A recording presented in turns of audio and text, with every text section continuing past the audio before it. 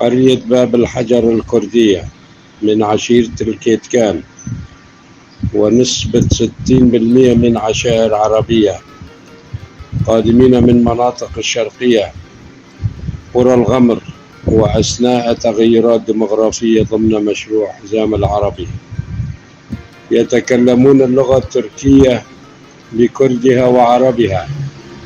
عانت القرية سياسة التعريب وسياسة التتريك عبر التاريخ. عدد سكان القرية حوالي 2500 نسمة، ومساحة القرية 1350 هكتار.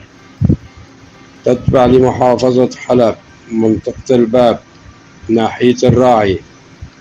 تبعد عن حلب شمالا 62 كيلومتر، وعن الباب شمالا 30 كيلومتر، وعن الراعي شرقا 7 كيلومتر، وعن الحدود التركية جنوبا 7 كيلومتر.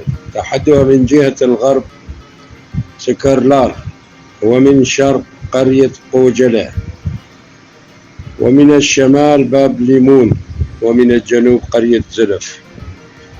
تشتهر القرية بزراعة القمح والشعير والعدس وشجر الزيتون والفستق الحلبي والعنب والتين وتربية الأغنام والماعز. وكانوا قبل الأزمة يعملون في حلب ورشات خياطة ومصانع للأحذية ومجال تصليح السيارات وصواج سيارات. بعد دخول الفصائل إلى حلب اضطر الأهالي العودة إلى القرية، ولكن بدأ المعارك في المنطقة بين داعش والفصائل. اضطر أغلب الأهالي إلى الهجرة داخل تركيا، ومنها إلى أوروبا وكردستان العراق ومناطق الجزيرة. وبعد سيطرة داعش على المنطقة ذاق الأهالي القرية ويلات من اعتقالات وجرهم إلى سجون الباب والراعي وطلب زكاة المال وضمهم إلى دورات شرعية بحجة لم تعرفوا دينكم أو مرتدين عن الدين. في عام 2017 جرى اشتباكات بين داعش والمرتزقة، بما أن القرية قريبة على الحدود ودخول المرتزقة منها. اضطر الأهالي ترك القرية وذهاب إلى مناطق آمنة.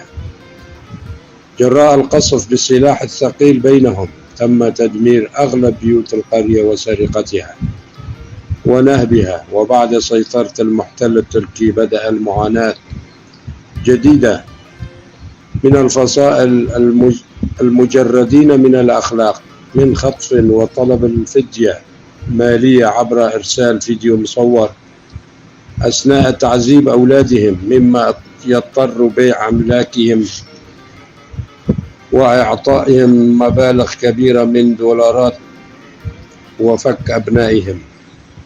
وما زالت تلك المعاناة مستمرة. المعلومة من أحد أبناء المنطقة، وأنا ألقيها بصوت محمد الأحمد، وشكر للمحامي علي عبد الله كولو.